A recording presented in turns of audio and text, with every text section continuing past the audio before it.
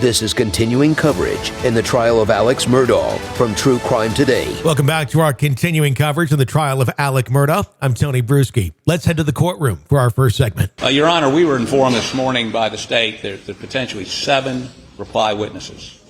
And before we get into that, we've looked at the cases on reply, including State versus Prather, which is a 2020 case. And I want the court, and I want the state to understand, we think many of these witnesses have already testified. These are very few new witnesses. They've already testified in this case, and they're being called to reply to, the way we read the cases, new matters, new evidence, something. We have a right under the case law, State versus Watson, which is a 2003 case, 353 SC 620, 579 SC 2nd 148, to serve rebuttal. To serve rebuttal. So you said a right to? It's discretionary with the court, but I would submit to the court that under the criteria set out in this case, you would determine that if they raised new matters, that we have a right to respond to those. Now, we're told that Dr. Reamer, their pathologist, is going to testify. And if you remember correctly, Your Honor, and I've looked at the YouTube, that's all we can get at this point, which is a video of it. Dr. Reamer's previously testified that she did not believe this to be a contact wound to the head. I submit they're going to try to repeat that testimony or elaborate on that testimony, and that was the only issue that our pathologist raised, but he believed it was a contact wound, and why. She's already testified why it wasn't a contact wound to the head, and why. So are we going to have to get our pathologist back here to counter hers if she raises some new issue? Or perhaps, Your Honor, 7 reply witnesses. It was 2, now it's 4, now it's 7. This is a process that's got to stop at some point. We're going to be here next week. There are 2 expert witnesses that have already testified in this case. Now, one of them I would concede, Ken Kinsey, they're an appropriate reply witness based on Mr. Palmbeck's testimony yesterday. But the pathologist, again, to testify it wasn't a contact wound to the head, she's already testified to that. And some of these other witnesses, law partner members, to testify what they do or do not remember about the night in question. Again, they've already asked them that on direct in their previous testimony. So this has got to end at some point. We spent 2 weeks on 2.5 weeks of the 6 weeks on financial matters. In my opinion, could have been done in a day. That's just my opinion. But I'd ask the court, as we make objections, to consider and maybe even proffer what they're going to put up before we get in front of the jury, so that Your Honor can make an evaluation before we start down that road for a half-a-day witness that may not add anything to the case. Thank you, Your Honor. Your Honor, State's certainly aware of the scope of reply testimony as it relates to the pathologists. There are actually a number of issues on which their pathologists challenge the findings of Dr. Reamer, and she's here to explain why those conclusions are incorrect, including his reliance on particular factors, and why ultimately his conclusions are wrong. I think that's directly in the scope of reply testimony. My focus here on reply is not to just repeat testimony, but to focus on specific issues raised during the defense case, that specific witnesses have something that contradicts or puts that in the appropriate context, and that is our focus. We intend to move very expeditiously through that. But ultimately, as it relates to the pathologist, just like Kenny Kinsey, it relates specifically to the conclusions offered by the defense experts. It is not just mere repetition of testimony already received, but comment on factors identified by those defense experts and why those are incorrect. Your Honor, briefly, let's take Mr. Kinsey, for instance. There was testimony yesterday that our expert believes there were 2 shooters. Obviously, something that he was not asked. Obviously, something that's a new matter. Obviously, proper for reply. But there are minute details perhaps, that will be these witnesses will be questioned about. And simply because there might be a hook doesn't mean they get to go into everything. I mean, this is, again, this was an estimate, 3-week trial. We're now in week 6. This will go into week 7. It seems to me the state's position is let no dead horse go unbeaten. This has got to stop. Thank you. Of course, the defense, of course, when we had the meeting with Judge Price, at the time, we all agreed with that estimate. It was not just the state. I realize this is going long. I intend to move expeditiously, but the state has the right and the opportunity to do appropriate rebuttal evidence to a defense case, and that will be the focus of the testimony here today. Your Honor, the right they have is the same right I have. It's the right you allow. I just want to make sure he hadn't got a right to do anything. Thank you. Well, certainly the state cannot retry the entire case, but the state has the right to reply to contradict certain issues presented by the defense or certain issues of credibility. It has to be finely tailored such that we don't create a situation where the court would be compelled to allow rebuttal, which is almost unheard of. You mentioned State v. Prather. That was my trial. I was a trial judge in that case in Lexington County, a murder case wherein I allowed reply testimony actually by a SLED agent. The Court of Appeals in a 2-1 decision reversed the conviction.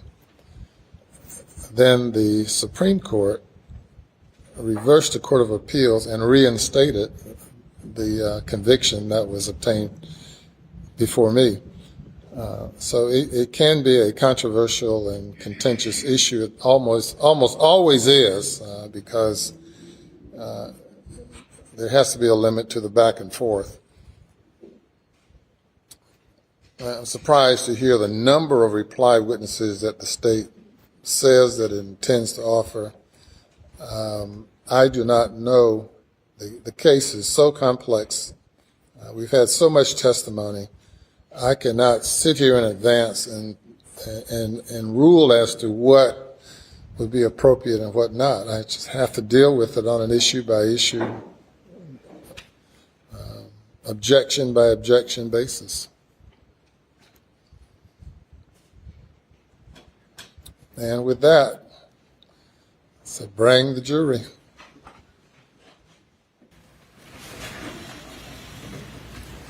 Jury is present, sir. Sure, thank you. Good morning. Good morning. Day number 26. 26. You have heard the defense's case. Now the state gets an opportunity to reply. And you may call your first witness. May it please the Court, Your Honor, the state calls Ronnie Crosby. Do you swear or affirm the testimony you give today will be the truth, the whole truth, and nothing but the truth, so help you God? I do. Thank you. You'll have a seat on the stand.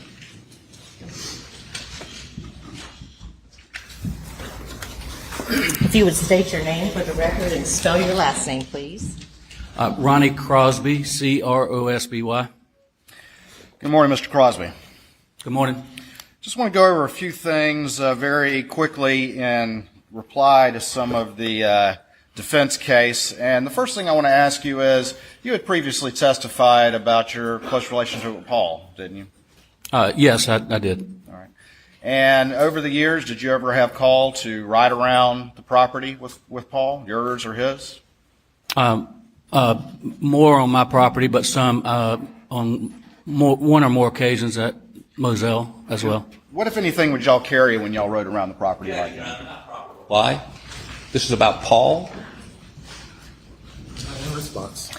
Yes, sir. This will be in specific response to the defendant's testimony and in his statements as well. I can be specific. I don't want to do a speaking response, but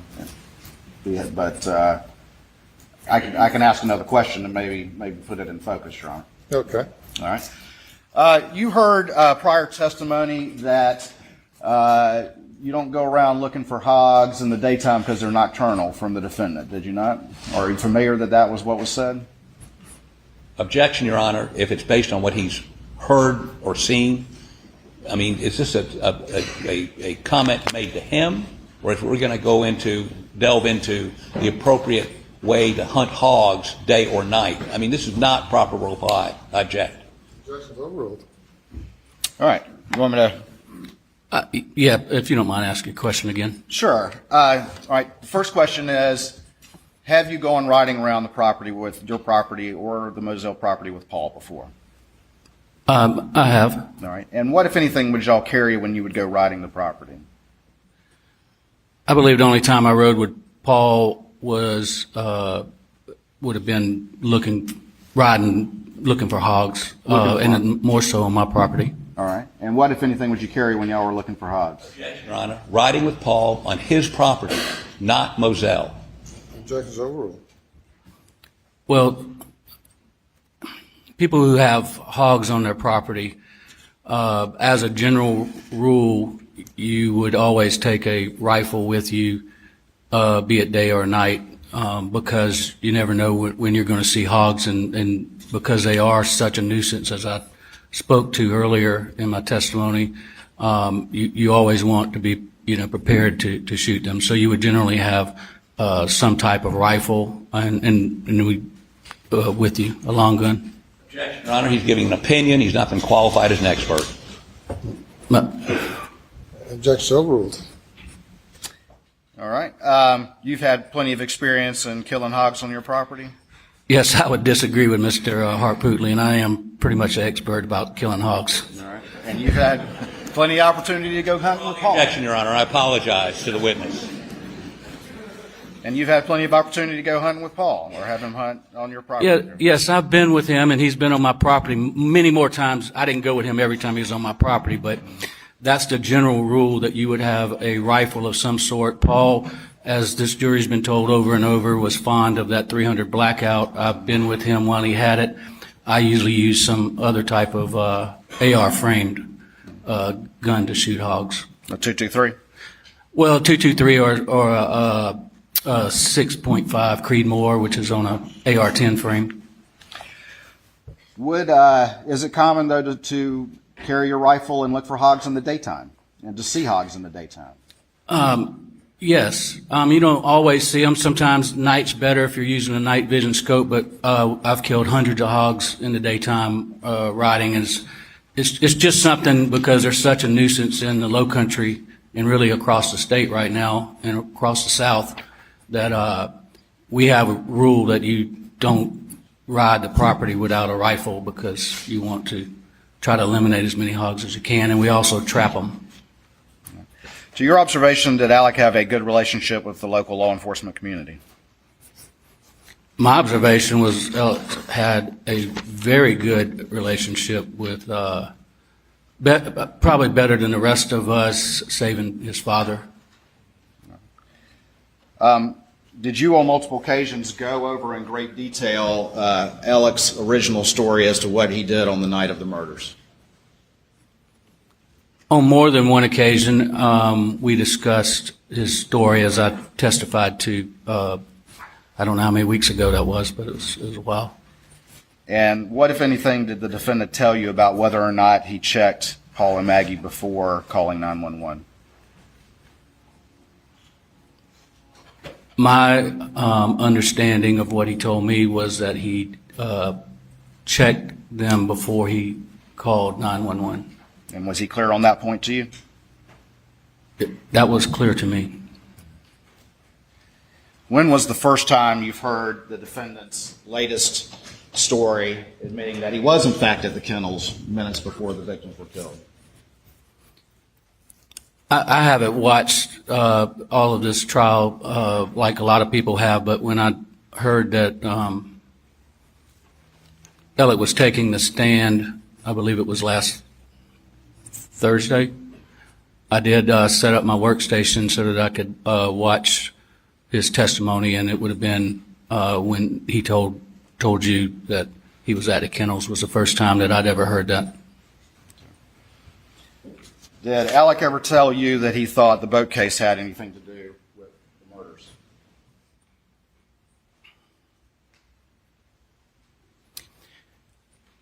Consistent with what Alec told in his testimony, he specifically told me that and told us that he did not believe that anyone on the boat had anything to do with it. I don't recall any other conversations with him related to the boat case, but he specifically did not believe, and I think that's what he said last week, that anybody on the boat. But as far as anybody outside, there was a lot of speculation going on, but I don't remember ever discussing that with him. With him? Right, because we wouldn't know. I mean, everything beyond was, I don't know. It would have been speculation, but I didn't have a conversation with him about that. Did you ever have a conversation with the defendant about Barrett Boulware needing money because of his illness? And you're referring to, yes, I did, in I believe it would have been June of 2018. What was that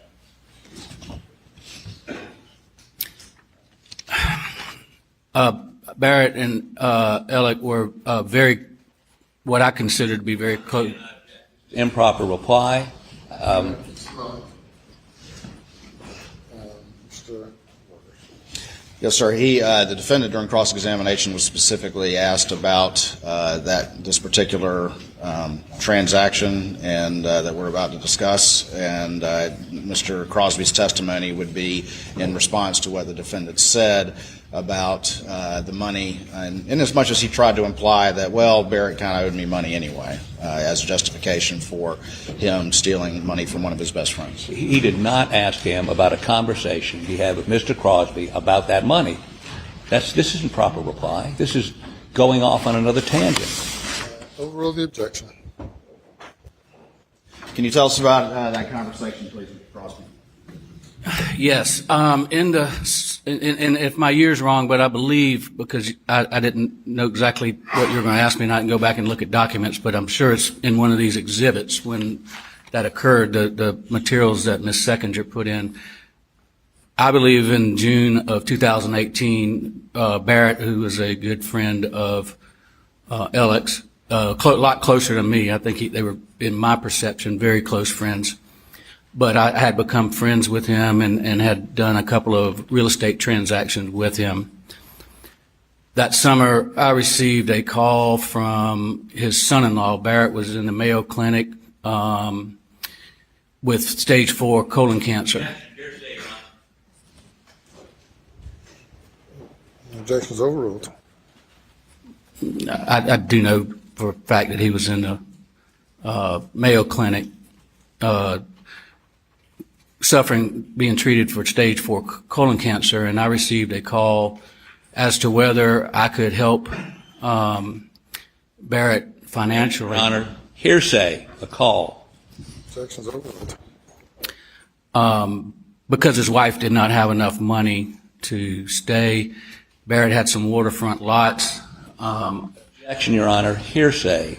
All this material came from somebody else. The objection is overruled. I do know this from firsthand knowledge, Mr. Waters. I had already bought a lot from him, but anyway, he had a lot that he asked if I would buy so that they would have money to be able for his wife to stay down in Jacksonville while he was receiving cancer treatments. And I had a conversation with Alec about that. Tell us about the conversation you had with Alec about that, please. I just told him, man, it's bad. Barrett's looks like he's going to die, and he did die in September of that year. And he acknowledged it, and he said that it was good what I was doing for Barrett because he knew that he was in bad financial shape and obviously bad health. And you're obviously a member of this law firm, and your review of the records as all of this came to light, did that conversation take place around the time that the defendant was stealing some of Barrett's money? Yes, through this investigation that y'all have heard about into the financial stuff starting in early September of 2021, we started going through a lot of files, and as part of that process, somewhere I determined that in June of 2018, I believe, and I can't tell you the exact figure, but I believe it was a $70-something thousand insurance check that came to the firm on behalf of Mr. Boulware that didn't go through the firm. It was just Alec took it that same month that we had that conversation. And then later there was some more money taken after he died.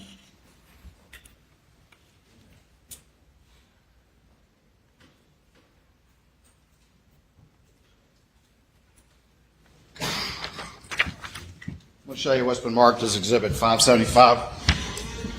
States 575, see if you recognize that. Is that David? Is that one of the sled agents? Do you not recognize him? Is that David Williams? Well, I'm asking you. I believe that's David Williams. Okay. Your Honor, this time I'd offer States 575 in the evidence. Objection, relevance. What is the relevance? Your Honor, the defendant specifically testified that when he had that initial interview with David Owen on June 8th, as he manufactured his decision to lie about such a crucial fact, it was because he thought that David Williams was the guy interviewing him. This is simply a picture of David Williams. The jury can assess the legitimacy of that claim. Your Honor, I object. Never, ever said David Williams. He said David. That's the record. He never said it was that guy. It's admitted over objection. Can I have the element, please?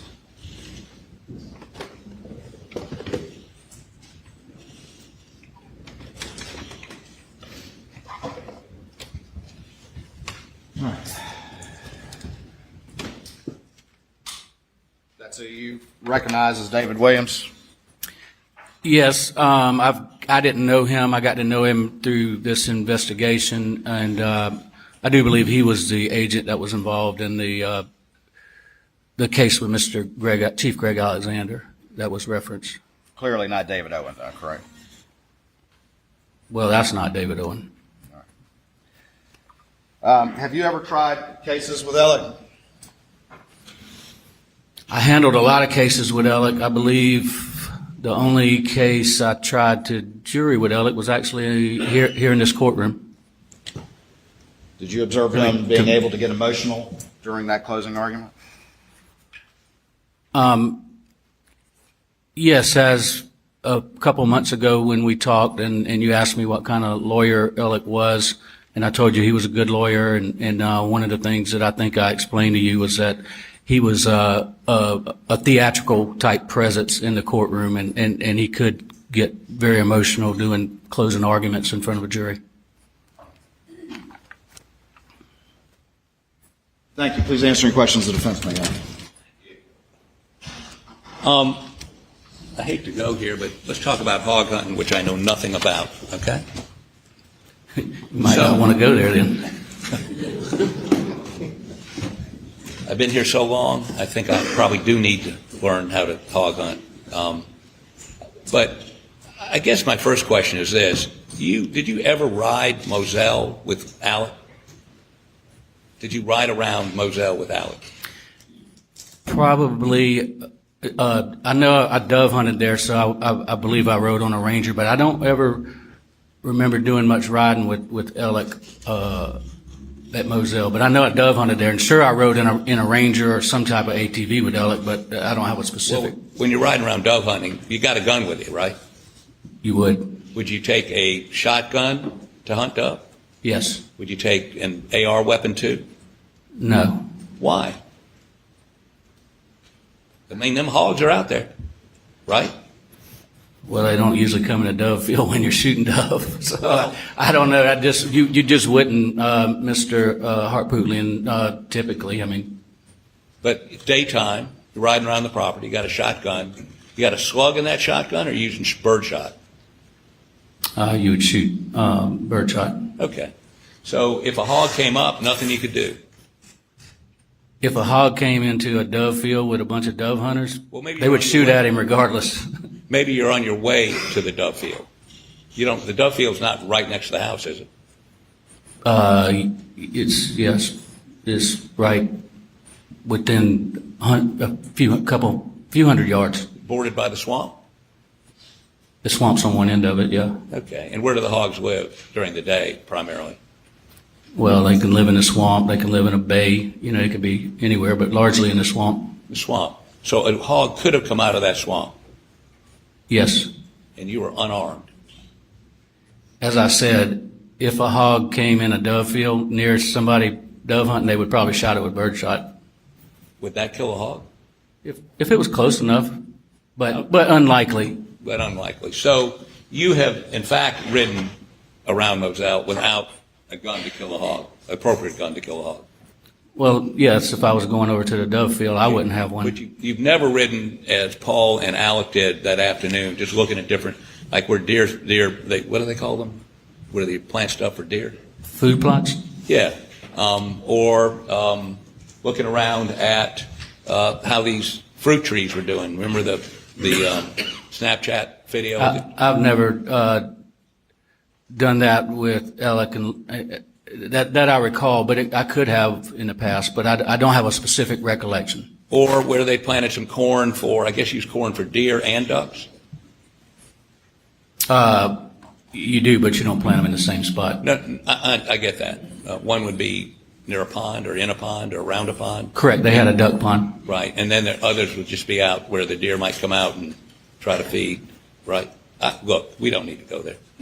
Yeah, I don't think, yeah. Okay. But you've never rode around like that with them, looking at different plantings and that you remember. I don't have a specific recollection of doing that with Alex. Okay, and would you? You're not telling this jury that they would do that without a blackout.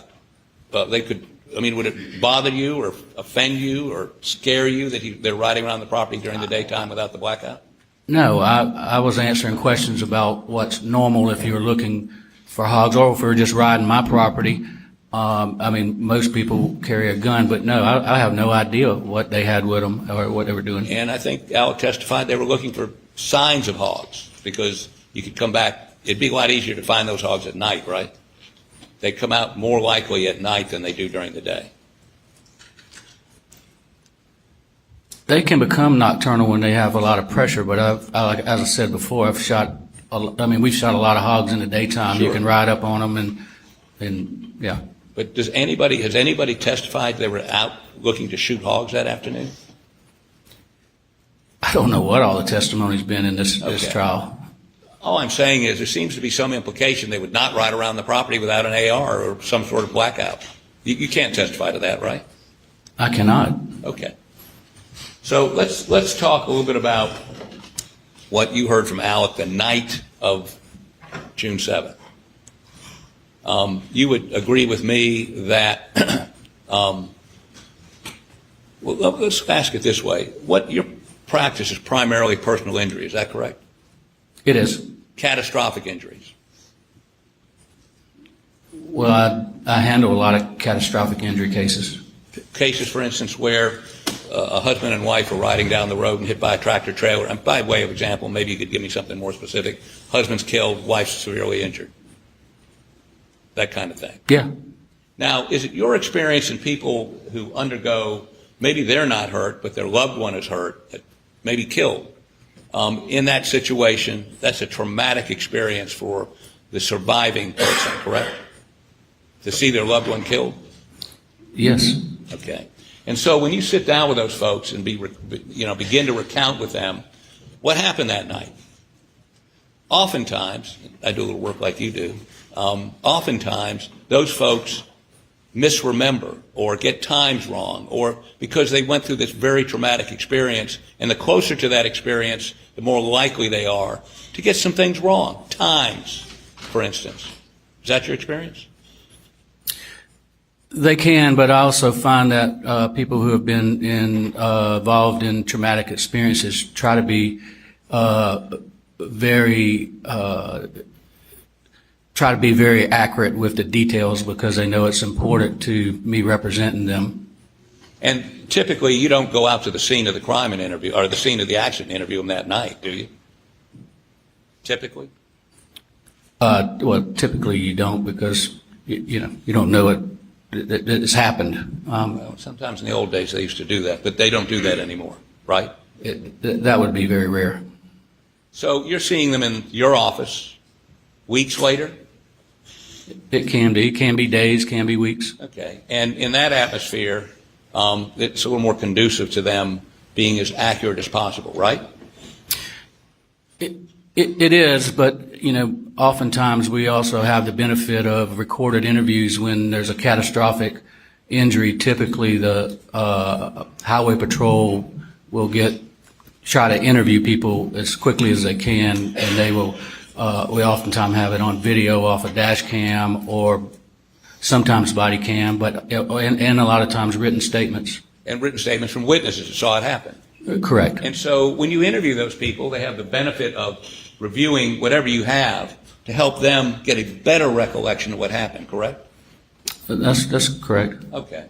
So the instance you're talking about where Alec told you he turned him over before he made the 911 call, whatever it was, I'm not quite sure. Before, I think is what you said. If that would be inconsistent with something he says later on, after having reviewed other people's statements, looking at video, that would not be unusual in your business. I think you just said it would not be unusual, correct? Strike that. You're trying to take me somewhere that you probably don't want to. Oh, no, I think I want to. Answer the question. Withdraw the question. Let me ask you this question. Maybe just get to the meat of the matter here. Have you had to come out of pocket to pay back the money he stole? Yes, and how much? Don't tell me you don't know. Well, we're still counting, Mr. Harpootlian. Well, how much have you paid so far? We have had to borrow millions to pay back. No, how much have you had to come out of pocket? Well, when you borrow it, you got to pay it back, and I couldn't tell you how much has exactly been paid back as of we sit here today. But yes, and if you're implying that I would come in here and somehow shade truth in any way because of that, I would take high offense with that, Mr. Harpootlian. I'm concerned about your high offense. Are you angry at him for stealing your money? I have no feeling one way or the other. You don't have any feeling about Alec Murdaugh betraying you and stealing your money. I admire you. I don't know that I can look beyond that. Objection, Your Honor. Objection is sustained. There's not a question. The jury is to disregard the argument. You are not angry with Alec Murdaugh?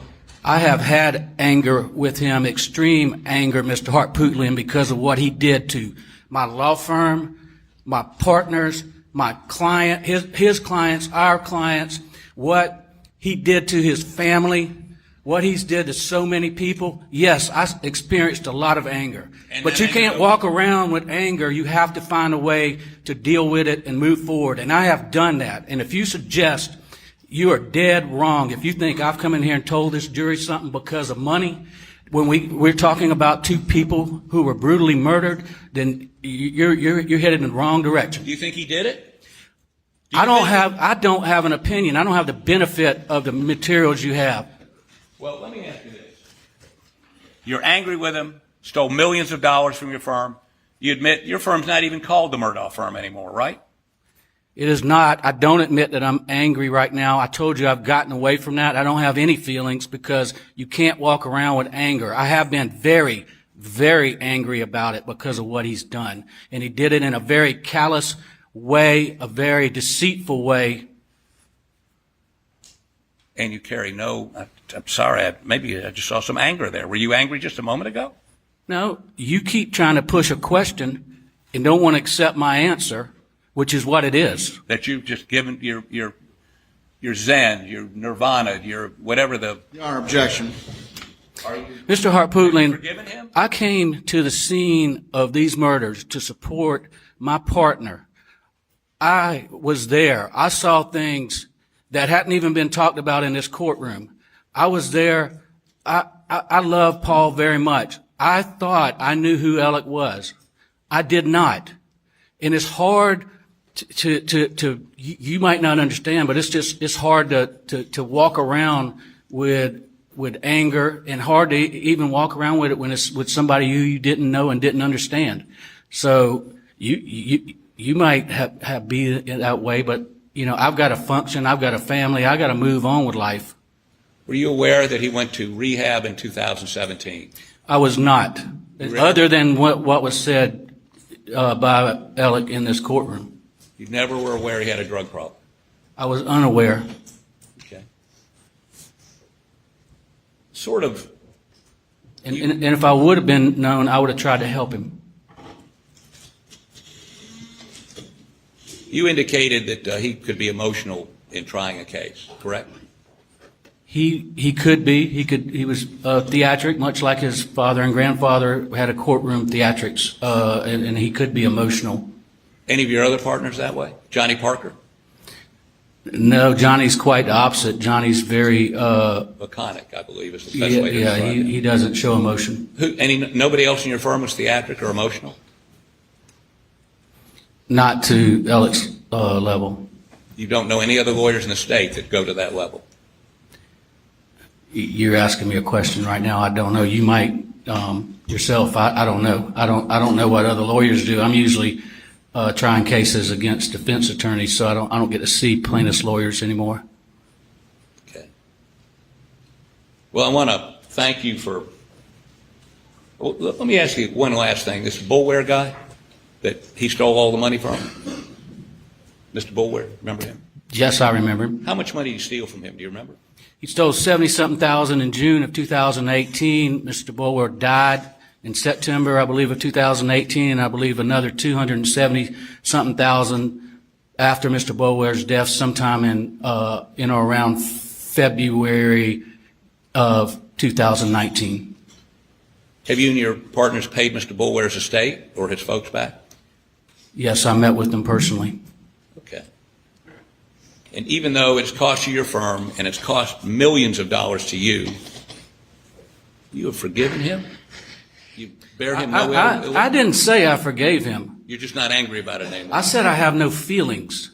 And I had to work on that, Mr. Harpootlian. You know, when you go through what we've gone through, not only the trauma of losing people we loved in a double homicide, seeing the aftermath, and then learning that someone you worked with for more than 20 years had been stealing throughout a period of time and deceiving us, there's a lot of emotion there.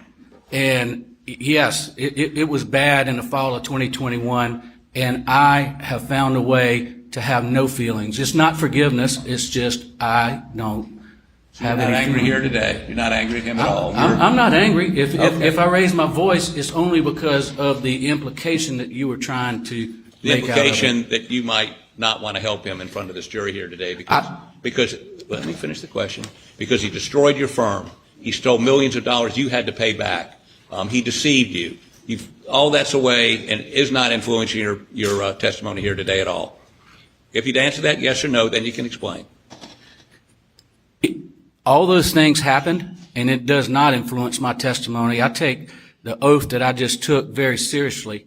And if you've got any indication that anything I said was inaccurate, I'll be glad to address it with you. Well, the jury can judge that. Thank you.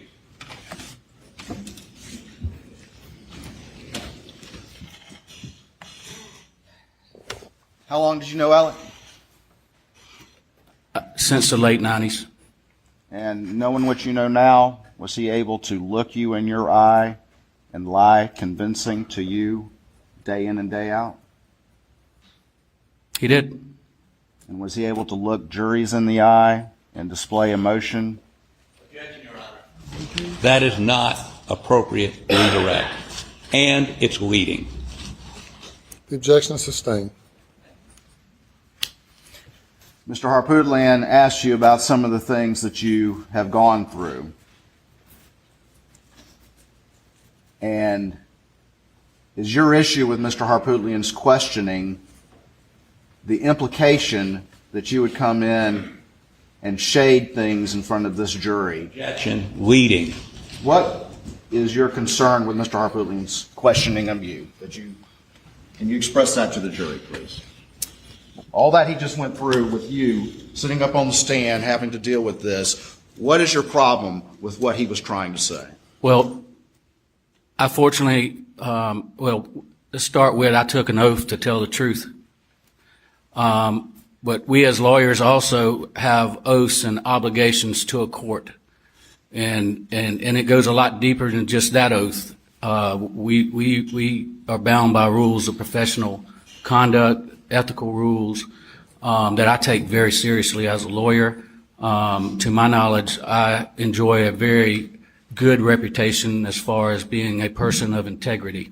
And that's what I took issue with, is him attempting, because he cannot impugn my integrity. That's fair. Would you take a 22 if you went out looking for hogs? Possibly a .22 Magnum, which is a long rifle. Which is a long rifle? Yes. You take a long rifle, not a pistol, is that correct? Yeah, I would never. I'm not a good shot with a pistol, but I would never take a pistol. And what was Paul's favorite gun for shooting hogs with? I knew he always had a .300 Blackout, but I don't know if he shot him with anything else. Thank you. Nothing further. Anything further? I'm sorry, Your Honor, I just can't leave this alone.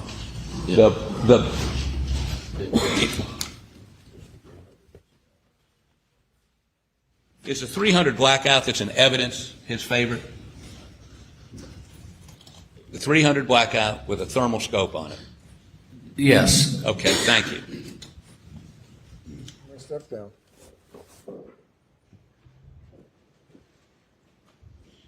We'll call your next witness. Your Honor, the state calls Dr. Reamer.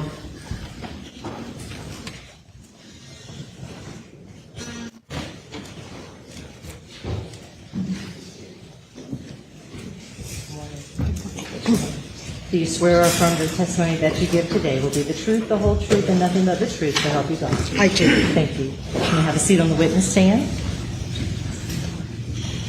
You will state your full name again, please, and spell your last name for the record. Yes.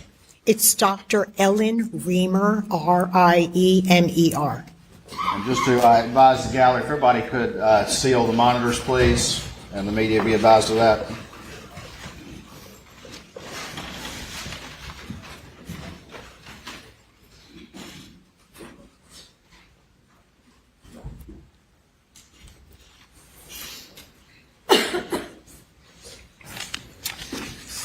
Dr. Reamer, I want to move through this. Yes.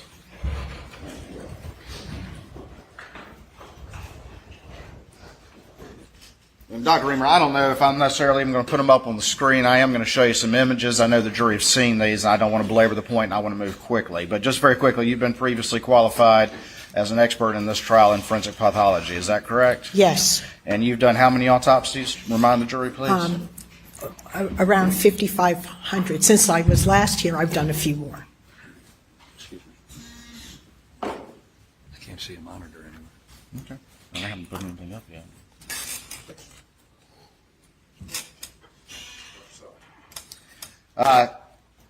You actually conducted the autopsies of Paul and Maggie in this case? Yes, I did both of the autopsies at the request of the Colleton County coroner, who called MUSC Forensic Pathology, requesting autopsies on 2 individuals that died under his jurisdiction. I was not asked by the prosecution to perform an autopsy. It was an independent autopsy. Your autopsy is independent. You're not hired by the prosecution or law enforcement or anything like that? No, it's just at the request of the coroner. All right.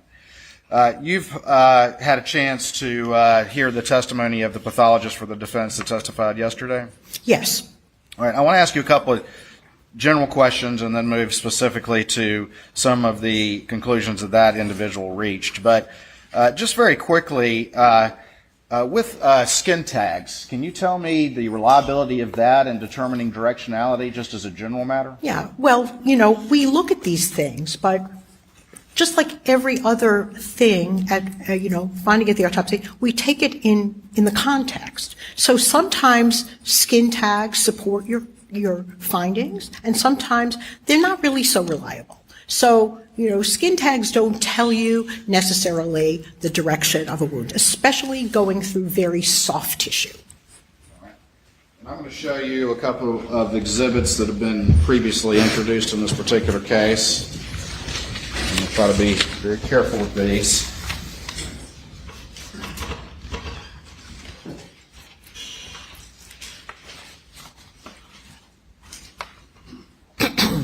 I'm going to show you what's been marked as exhibits, defense exhibits 159, 160, and 161.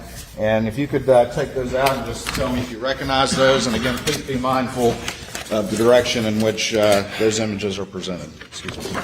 I'm sorry.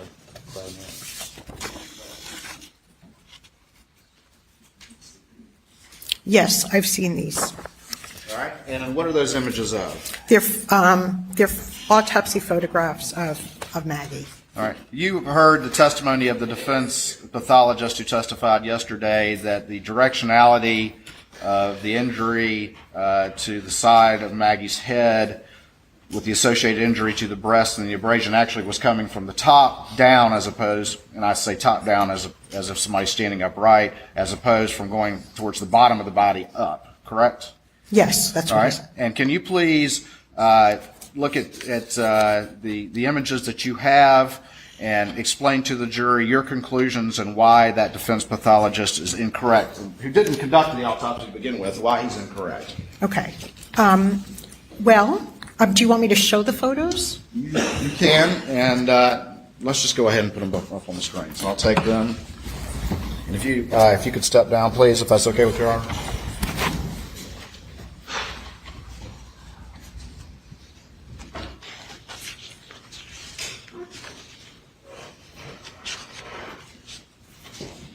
And first, I'm going to show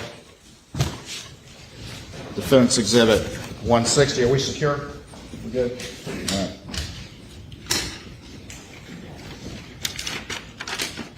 All right, and that's Defense 160. And Dr. Reamer, if you can again explain to me your specific findings and how they relate to the testimony from yesterday. Yes. So we have the abrasion on the left shoulder, clavicle area, and then we have an entrance defect in this left side of the face. We can see a hole there. It's a hole. And there was a defect in the left temporal lobe of the brain, which was included in my autopsy report. That could only have happened from that being an entrance wound. Okay. And you mentioned during your testimony the concept of a diastatic fracture. Does that in any way relate to your conclusion in this regard? Yeah, well, a diastatic fracture is when there's a separation of skull bones along suture lines which solidify during childhood. And usually it takes a lot of intracranial pressure to fracture a skull along the suture line. All right. And does that relate to the conclusion that this had to be an entry wound? Yeah, well, that's a finding. That doesn't prove that this is an entrance wound, but what I do, I have a path through the left temporal lobe, and there's, that it was associated with the diastatic fracture because of the increased pressure. All right. And one of the things you're telling this jury is you who actually... Objection leading. Were you actually able to observe a hole associated with an entry wound when you physically performed this autopsy? Yes, I physically performed the autopsy, and the way I determined direction is I have a hole below the left ear, which went into the brain, and so that's not going to happen in the opposite direction. And I understand that people can look at pictures. That's like a two-dimensional view, but doing the autopsy makes certain information available to the pathologist that is not available to an individual not performing the autopsy. And I had that information in my report, which was not, which was, I guess, overlooked. Overlooked by the defense pathologist. Yes, I'm sure. All right. I'm going to show you now Defense Exhibit 161. And there was some testimony from the defense pathologist about trying to determine directionality from this particular image. And can you please tell the jury why that pathologist is wrong? All right. Well, you know, when we have tears of the skin, and this is a lot of tears of the subcutaneous tissue, especially in a very soft area of the body where there's a lot of fat. There's a lot of stretching, and it doesn't necessarily, we can move the tissue of the breast, and sort of, you can even get the points to go into a different direction. This is not very impressive. It's not even really worth observing any of the skin tags. It's really very non-specific, and I think he has a very good imagination for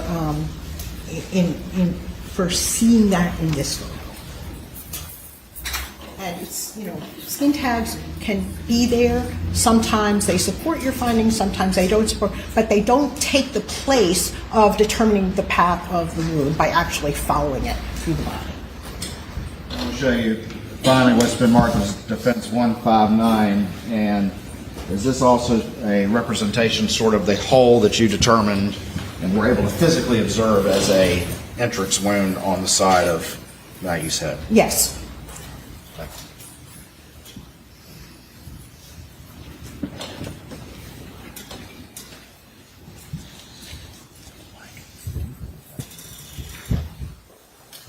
All right, let's talk a little bit about Paul, and you heard the defense pathologist and their subsequent expert talk about there being a contact wound to the top of Paul's head. Is that correct? That's what he said. All right, and you, of course, have already testified during your direct testimony that there's no way for this to be a contact wound, but now you have specific observations about the defense conclusions. Well, you know, I didn't think it was necessary for me to point out every feature, physical feature of the wound that demonstrates that the entrance was to the top of the left shoulder and then went into the left side of the head before exiting the top of the head. Now, before I go on, I do want to say that I agree with the book that keeps being brought up, that when there is a contact shotgun wound to the head, there's massive gas expansion within the cranial cavity, within the skull. And what that does, it doesn't just create a hole with some, you know, bones. I understand this was like the most severe thing you have ever seen. And you probably can't imagine that the damage to the head could be any worse. But a contact shotgun wound to the head with the associated gas expansion to the skull would not have, you know, his face was basically intact. We would have had tears of the skin, and his eyes would have been either displaced from the orbital bones. The orbital bones were intact. Anytime there's massive gas buildup within the cranial cavity from a contact shotgun wound to the head, which the book does say is when we have the worst gas expansion, the entire face, he would have not even had a face left. I mean, I know what you saw was awful, and it was absolutely awful, but the damage would have been a lot worse. He would have had, like, the sides of his head would have down, and he would have had, you know, his entire face would have been split open, because there's no way all of that gas expansion could occur and not cause fractures of these delicate bones in the face. His forehead was even still there. So, you know, I agree with the book that a contact shotgun wound would cause severe gas expansion and damage to the head. What we have here is not consistent with a contact shotgun wound to the head. The damage to the head would have been much worse, even though this was already horrible. Okay, that being said, there are photographs. Okay. Yep, and I'm going to put up what's already been admitted into evidence as States 486. And if you could, Doctor, just talk a little bit about this image as it illustrates what you're talking about with the face, but also, if you could, we'll go ahead and talk about with the face, and then I want to talk about the shoulder a little bit as well. There's no skin, like, torn apart of his face. His eyes are still in the correct locations. You know, it's hard to imagine that, you know, anything could be worse than a hole at the top right side of the back of the head.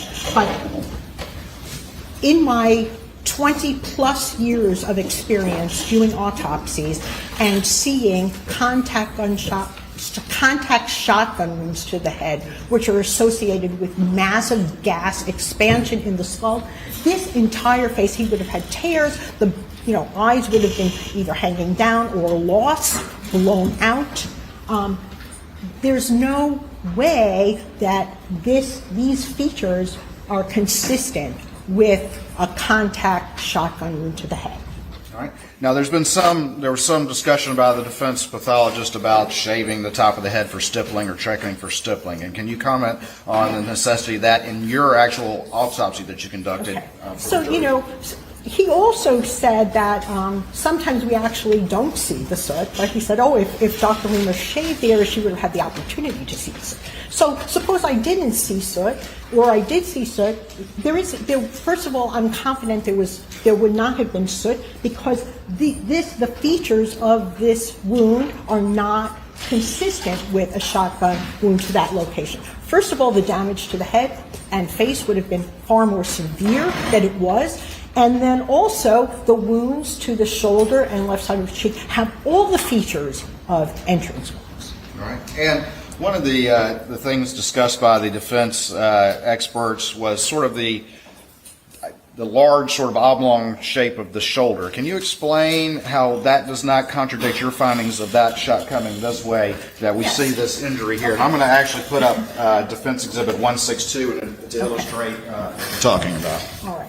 Well, so we've got basically an oblong wound here, and that's because the wound is entering at an angle along the top of the shoulder. It's not hitting the shoulder at a perpendicular angle. So it kind of grazing along the top of the shoulder. Okay, now is this, okay. So, and actually, he said that the pellets are going down. Okay, well, if you look at it as an entrance wound, they're actually going up. So it depends where you're looking at it from. If he's thinking that this is an exit wound, that this is, that the end of the wound path, then it would look to him as if the pellets are going down.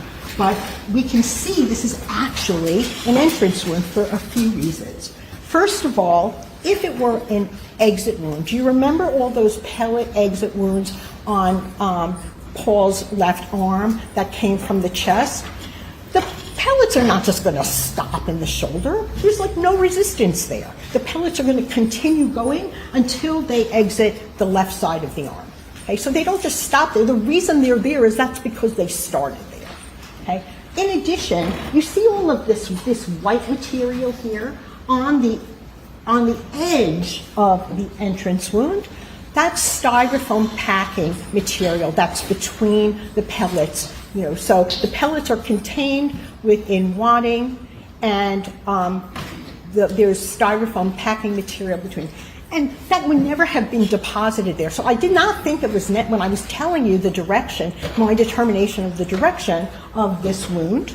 I did not have to necessarily. It was my expert. I'm an expert at determining forensic pathology includes establishing the direction of wounds. And because of all of these things, this was my determination. Okay, now there's another feature of this photograph. Do you see that this is coming into the left side of the, this is what I determined, left side of the cheek, and we've got all sorts of abrasions around here. Now, it doesn't have the classic, what we saw on Paul's chest had those little petals, so we knew that the wadding was starting to open up. But in this case, there was wadding that was probably open as well, so we have some pellets already starting to come out. It's not entering within the wadding, but the wadding is going along and entering them. And we have all this abrasion around the left side of the cheek, the chin neck area. And that's consistent with, we're not going to have that abrasion if it's coming out. If it's going to push the skin out, we're not going to have an abrasion. So, you know, all that but even just common sense, we have that styrofoam packing material on the outside of the arm. My determination, this went up through the left cheek, out the right side of the top of the head. If it were a shotgun entrance wound, contact to the head, I don't care whether, there's no way his entire facial bones and skin, his ears would have been flopped down. There's so much gas expansion that the damage to his head would have been much worse. So that's based on my experience for doing this. And, you know, I just don't know how, I didn't mention that styrofoam packing, but that's from when the pellets are coming in. And he said, oh, you can see they're going down. That's because he's looking from above. So but if you look at where I believed and I determined by doing this autopsy that the entrance wound is, it's actually going up.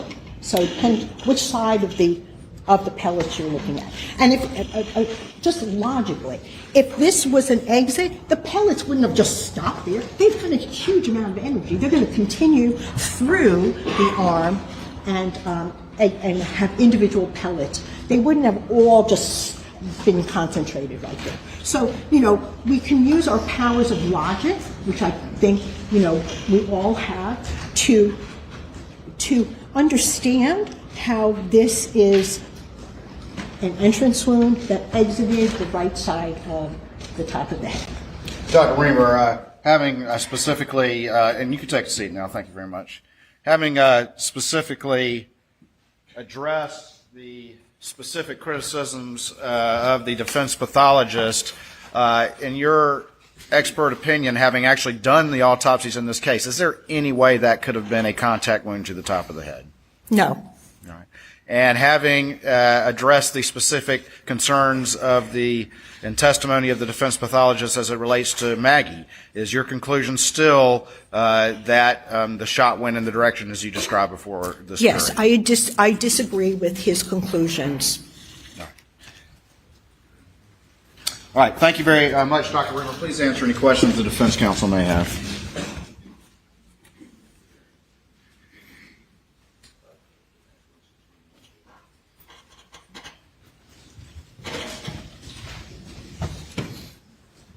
Dr. Reamer, good to see you again. Hello. So, you took pictures, correct? I took pictures. I wish I took more pictures now, but I took pictures. I'm sorry. Yes, I would have. I wish I took even more pictures. So do we. So, you made notes, which you converted into an autopsy report. It's a standard operating procedure. Yeah, no. But so, and that's done so that somebody else can look at your work and see if they agree or disagree with you. No, the notes are a work product for me while I'm doing my examination. I don't always, I take notes, I write numbers, but that is really for me so I can incorporate findings into an autopsy report that I'm going to write. And I don't write it the same while I'm at the table. I need to go away. Maybe I'm going to do it the next day, that night. So, you know, but it's not done. You know, people say, oh, can I have a copy of the autopsy diagram? Well, these are not autopsy diagrams that are meant for other people to look at, and sometimes they're not even completely accurate because I mark things on the outside of the body that later on during the course of the autopsy I determine, I'm like, oh, well, that's what that is. And it may not be what I initially wrote down. But by the time the autopsy's over, I've put it all together. And that a diagram or notes do not necessarily reflect everything, you know, that I concluded. Do you still have your notes in this case? I imagine they would be in the file, but as I told you, this is my notes are not necessarily the conclusion that I came to. Did you produce them to the state? I don't know what I did. I personally, yeah, if they were asked for, I'm sure I did. Did you produce them to us? No, I don't remember producing them at all. I don't have a request for those notes in my file. But those notes would be your present sense impression as you're doing the autopsy, correct? Well, they can have a lot of things written down on them. But we don't know because we didn't get them, right? Well, they're not important. What's important is they're my notes. They're for me. They're an aid to the pathologist. So even if I thought something initially, and then while I do the autopsy, by the time I get to the end, it could disagree. I don't necessarily go back and change the diagram. It's my work product. It's for me to aid me in writing my autopsy report. It's not for public view. It's not a statement of my conclusions. Okay. Did you review those notes before your testimony previously or today? No. Okay, so you just go with your report. Well, I reviewed my report, correct. Right, but you don't go back and look at your notes. No. So let me ask you some basic questions here. You've previously testified that the muzzle of the shotgun for this wound here that goes through his neck and out the top of his head was about 3 feet away. That would be about right. Okay. Now, you're familiar with this page from, I believe you've described it. Oh, yes, I've seen it many times. Okay. And as you see, the gas comes out, right, in the first shot, the top Yes. shot. And then actually there's sort of a blowback of gas as as we can see right here, the projectile, which is the pellets, are extruded from the barrel, right? I mean, the gas pushes the pellets out. Well, there's gas expansion, and that helps propel the pellets, yes. Okay. I agree with the book. This was not a contact shotgun wound to the top of the head. Okay, well, the book doesn't say that. But what the book does say is that as the pellets come out, at some point they begin to, the container opens and the pellets expand or move out in a pattern, a circular pattern. It becomes bigger as the further away you get, correct? Yes, and that's what we have here. Okay, But this is actually demonstrating specifically a contact shotgun wound to head. But we do have splaying outward of the pellets. We can see on the left shoulder, they're fairly clustered together because they're first starting to be released from the wadding. And they did spread out. We have some of them down in the neck, some of them in the brain, and so they are spreading out. I don't see how, yes, it's a respected treatise, but this is specific to a contact shotgun wound to head. This is what this is describing. Really? Well, it's fine. It doesn't matter. I can look at my photos. I can look. If you're going to talk about theory, the photos. Doctor, Your Honor, I would ask you to tell the witness to be responsive. She is going on a diatribe. Excuse me. I'm asking the court to instruct her to answer the question as specifically as she can. She goes off on tangents, and I'm sorry. All right, Prilly, you may continue answering the question. You remember what the question was? No, that's your question. Is this series of shots from the book depicting a contact wound? I think that's what I understood. Yes. You said. Yes. Okay. So where, if you step down here, show me, please, where the contact is with the body or the head. Here, let me give you this pointer. Well, the contact would be at the first. Right here? Yes. Well, what's it contacting? It's not. It's just a theoretical depiction. It's a theoretical. Is that what the book depiction. says? Yeah. Well, go ahead. I don't recall the exact. Why don't you read it to me? Well, why don't you tell me, is that a contact wound? I don't know what this is. This is. That's a shotgun. That's a shotgun. That's a shotgun being fired. Those are the pellets coming out. Object Those are counsel the pellets. testify. Yeah, I think this is a book showing the the series of steps after a shotgun is fired. But it has nothing to do with what I found in the body and does not help me determine the direction of the wound. All right. So, and I'm not going to describe to you. You can read it in the book. I don't remember how he says all of this. The book isn't testifying. You are. You've testified that depicts a contact wound. Yes? I don't know what this is depicting. It could be that this is a contact wound. I don't know where you're going with this. Well, here's where I'm going. Is that barrel in contact with anything? It's not in contact with anything. It looks like it's just blowing into the air. Okay, and you've been... That's fine. And your testimony is that barrel is at least 3 feet away from Paul's shoulder. Is that correct? It could be, depending on the weapon, it could be, it's not closer than 2 feet because we don't have the slip ring. But we do have packing material. Okay.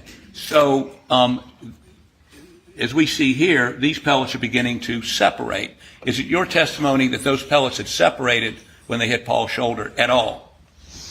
They are starting to separate. We don't have the complete, widening of it. They're still relatively clustered together, but they're not as close as they would be if they were still contained within the wadding. Okay, now, at 2 feet, is there any gas left, or is it all dissipated like this picture shows? Well, what we have here, if there was more gas, if there was a contact wound to here, it's not a contact. I understand.